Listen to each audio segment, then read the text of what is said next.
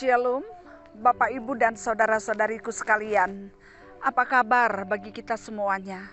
Semoga sampai pada saat ini kita tetap merasakan bagaimana besarnya kasih Tuhan. Sekalipun banyak hal yang tidak menyukakan hati kita. Karena memang sesungguhnya Tuhan kita itu baik. Untuk itu marilah, untuk semakin kita mengenal Tuhan, mengenal rancangannya, mengenal perbuatannya, dan mengenal diri kita sendiri.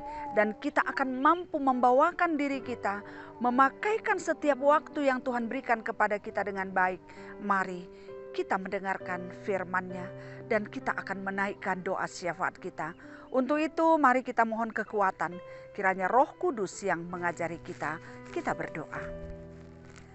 Segala puji, hormat, dan kemuliaan kami naikkan ke hadirat-Mu ya Tuhan, Sang Pemilik hidup kami. Tuhan begitu baik, Tuhan mengasihi kami. Kami datang ke hadirat-Mu dengan segala keberadaan kami, dengan satu harapan, kebaikan Tuhan, janji Tuhan akan selalu menjadi kekuatan kami. Sehingga apapun yang terjadi dalam hidup kami bisa kuat dan kami mampu menjalaninya karena Tuhan. Berfirmanlah pada saat ini kepada kami, penuhi hati dan pikiran kami dengan Roh Kudus-Mu, sehingga kami mampu untuk mendengarkan dan memahami firman ini. Di dalam nama Yesus kami berdoa. Amin. Bapak, Ibu, dan saudara-saudariku sekalian, firman-Nya yang akan kita dengarkan pada hari ini terambil dari kitab Lukas 22 ayat 22 sampai dengan ayat yang ke-23. Demikian bunyinya. Sebab anak manusia memang akan pergi seperti yang telah ditetapkan. Akan tetapi celakalah orang yang olehnya ia diserahkan. Lalu mulailah mereka mempersoalkan siapa di antara mereka yang akan berbuat demikian. Saudaraku yang dikasihi oleh Tuhan, dosa yang ada di tengah-tengah dunia, sejak manusia jatuh ke dalam dosa, tidak dapat dipungkiri. Penderitaan akan selalu ada. Kekerasan akan ada di sekitar kita. Penindasan, kejahatan, orang-orang yang suka melukai akan selalu ada di sekitar kita. Bahkan mungkin kita juga adalah orang yang pernah mengalami kekerasan, penindasan dalam hidup kita. Dan juga sebaliknya mungkin kita juga pernah menjadi pelaku kekerasan itu. Saudaraku yang dikasihi oleh Tuhan, segala sesuatu yang tidak menyukakan hati, ada pembunuhan, ada kekejaman, semua harus memang ada di tengah-tengah dunia ini. Karena memang tidak semua orang mampu melihat tentang Tuhan, tidak mampu untuk beriman kepada Tuhan. Sehingga tingkah laku, pikiran, perbuatan sering sekali menunjukkan hal-hal yang menyatakan, yang bernuansa atau yang berisikan memenderitakan orang lain. Saudaraku yang dikasihi oleh Tuhan, sebagai orang yang percaya, apakah yang harus kita lakukan? Bagaimana kita menampilkan hidup kita di tengah-tengah situasi yang demikian? Mungkin kita juga harus mempunyai kekuatan lebih. Kita juga harus mempunyai semangat lebih untuk untuk rindu melakukan kehendak Tuhan dalam hidup kita. Demikian halnya yang terjadi dalam kehidupan Yesus. Yesus hidup di tengah-tengah dunia ini. Dia datang memang untuk menyelamatkan manusia. Dia datang untuk menggantikan manusia yang seharusnya mati, menderita, dibunuh, disalibkan. Tapi dia yang mengalami, dia yang akan menghidupi itu supaya manusia bisa diselamatkan.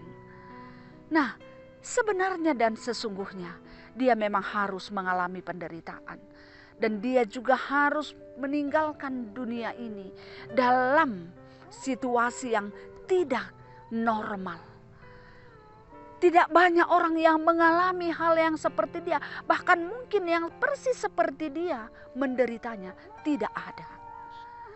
Tapi itu yang dia alami.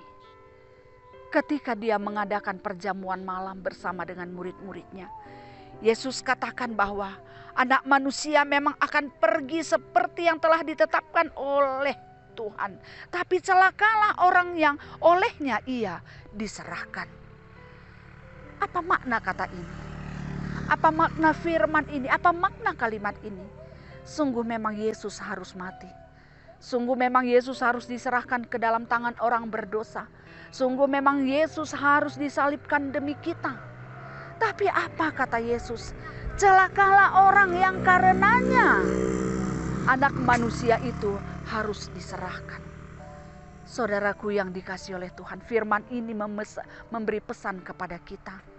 Sekalipun banyak kejahatan yang ada di dunia ini, sekalipun banyak orang yang melakukan dosa, ada orang yang mau membunuh, ada orang yang mau menyakiti, dan ada orang yang tersakiti, ada orang yang mati, ada orang yang menderita, ada orang yang celaka. Tapi firman ini mengingatkan kita, semuanya itu memang harus terjadi. Tapi Tuhan melalui firman ini mengajak kita, janganlah karena kita orang menderita, janganlah karena kita orang dibunuh, janganlah karena kita orang mendapat celaka. Karena memang sesungguhnya orang-orang itu harus memang mengalami celaka, tapi janganlah karena kita. Saudaraku yang dikasihi oleh Tuhan, Tuhan mengingatkan kita, penderitaan, penindasan memang harus ada. Kejahatan memang harus ada. Penipuan memang ada di tengah-tengah dunia ini. Bohong, munafik dan sebagainya. Tapi Tuhan mengingatkan kita melalui firman ini, janganlah karena kita orang lain melakukan hal itu. Oleh karena itu saudaraku yang dikasihi oleh Tuhan, mari kita mohon kekuatan dari Tuhan supaya kita mampu. Mungkin banyak hal yang tidak menyukakan hati kita. Mungkin kita sakit hati terhadap sesama kita. Mungkin kita tersinggung akan apa yang dilakukan oleh orang lain kepada kita. Dan mungkin ada hati yang penuh dendam dan marah dalam hati kita. Ingatlah, untuk membalaskan setiap apapun yang dilakukan oleh orang lain terhadap kita, bukanlah tanggung jawab kita, bukanlah hak kita, tapi ada Tuhan, Dia yang berhak. Setiap orang memang harus menerima apa yang dia lakukan dalam kehidupannya. Seperti firman Tuhan mengatakan, segala sesuatu yang engkau lakukan tidak ada yang percuma. Artinya bahwa kebaikan sekecil apapun yang kita lakukan, Tuhan pasti memberikan imbalannya. Tuhan pasti perhitungkan. Namun sebaliknya, sekecil apapun kejahatan yang kita lakukan, Tuhan juga akan memberikan imbalannya. Oleh karena itu saudaraku yang dikasihi oleh Tuhan, sekalipun banyak hal yang tidak menyukakan dan menyenangkan hati kita, sekalipun ada orang yang menyakiti hati kita, lebih baik kita menyerahkan kepada Tuhan, supaya kita mampu, supaya kita kuat untuk menerimanya, supaya kita mampu dan kuat untuk bertahan, supaya kita mampu dan kuat dalam menghadapi semuanya dengan tenang, sukacita, dan ada damai di hati kita. Jangan pernah mengambil hak Tuhan untuk membalaskan, melakukan kejahatan terhadap orang lain.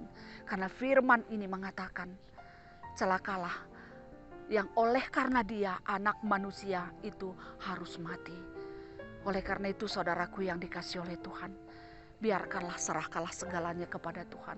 Sekali apapun yang kita rasakan atas perbuatan orang lain, bagaimanapun hati kita, serahkan segalanya kepada Tuhan. Tuhan lebih mengerti apa yang terbaik.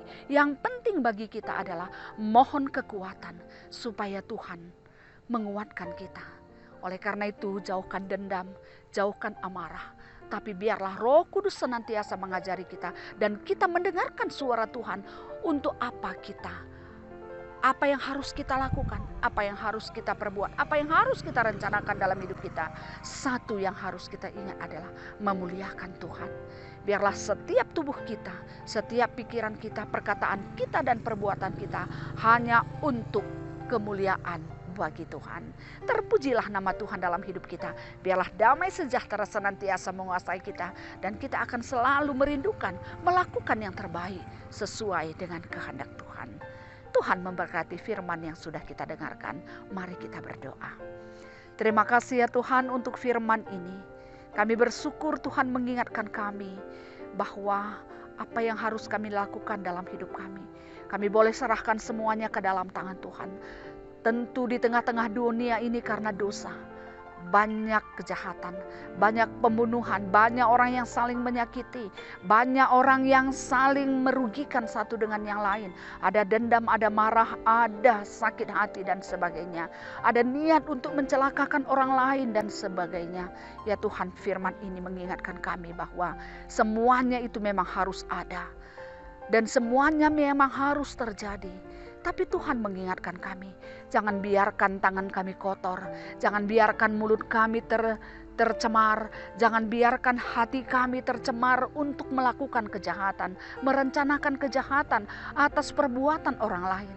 Tapi biarlah hati dan pikiran kami tetap dipenuhi oleh Roh Kudus Tuhan, sehingga kami mampu ya Tuhan untuk melakukan kehendak-Mu, sehingga kami kuat dan bertahan, sehingga damai sejahtera yang datangnya dari Tuhan senantiasa ada dalam hidup kami. Terima kasih ya Tuhan, kami percaya dengan kuasa Roh Kudus-Mu yang senantiasa mengajari kami akan mampu hidup seturut kehendak Tuhan. Biarlah kami boleh memuliakan Tuhan di dalam kehidupan kami setiap saat. Kami berdoa untuk kami dan seisi rumah kami. Biarlah kami boleh menjadi anak yang setia kepada Tuhan, menjadi anak yang takut akan Tuhan. Kami serahkan masa depan kami ke dalam tangan Tuhan, masa depan anak-anak kami, orang tua kami ke dalam tangan Tuhan. Jadikan kami ya Tuhan jadi keluarga yang takut akan Tuhan. Dan kami juga berdoa kepadamu pada saat ini atas setiap kejadian yang menimpa kehidupan kami, kehidupan bangsa kami pada saat ini. Bagaimana pemerintah berjuang untuk boleh memutus rantai, membuat program-program untuk memutuskan rantai pandemi COVID-19. Ajar kami ya Tuhan, sehingga setiap kebijakan yang dilakukan oleh pemerintah, termasuk pembagian vaksin juga, Tuhan berkati semuanya berjalan dengan baik. Dan ajar kami juga sebagai masyarakat untuk boleh mendukung program pemerintah. Kami juga berdoa pada saat ini ya Tuhan, untuk keluarga-keluarga yang merasakan perih di hatinya, yang berduka di hatinya karena Tuhan panggil orang yang Dia sayangi. Mungkin ada orang-orang yang belum bisa menerima kenyataan ini. Kami mohon kepadamu ya Tuhan, kuatkan mereka, berikan pencerahan di hati mereka, nyatakan kepada mereka bahwa semua yang terjadi adalah atas kehendak Tuhan dan ada rencana terindah Tuhan dalam hidupnya, sehingga mereka boleh menerima kenyataan yang ada. Terima kasih ya Tuhan, kami juga berdoa untuk setiap orang yang mengalami sakit penyakit, Tuhan memberkati. Dan juga untuk keluarga-keluarga yang merindukan anak di tengah-tengah keluarganya, Tuhan memberikannya karena kami percaya kuasa-Mu mampu memberikan kehidupan di tengah-tengah kehidupan yang ada. Dan juga kami berdoa ya Tuhan untuk semua gereja-gereja Tuhan yang pada saat ini melakukan seluruh pelayanannya dalam segala keterbatasan yang ada. Kami mohon kepadamu, berkati seluruh hamba-hamba-Mu, berkati seluruh pelayan-pelayan gereja, sehingga mereka boleh tetap bersemangat. Tuhan memberkati, Tuhan berikan kesehatan, dan juga berkati semua jemaat-jemaat. Biar semua jemaat-Bu juga boleh tetap semangat, walaupun dalam pandemi COVID-19 pada saat ini terus masih ada, tapi mereka tetap semangat di dalam Tuhan. Tidak layu imannya, tidak mati semangatnya untuk tetap memuji dan menyembah Tuhan. Terima kasih ya Tuhan, berkati kami semuanya. Berkati orang-orang yang pada saat ini mengalami kekurangan. Tuhan mencukupkan apa yang mereka butuhkan, memberkati pekerjaannya, memberkati usahanya.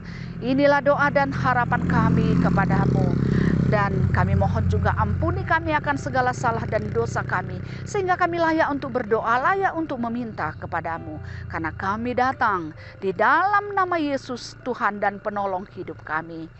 Amin.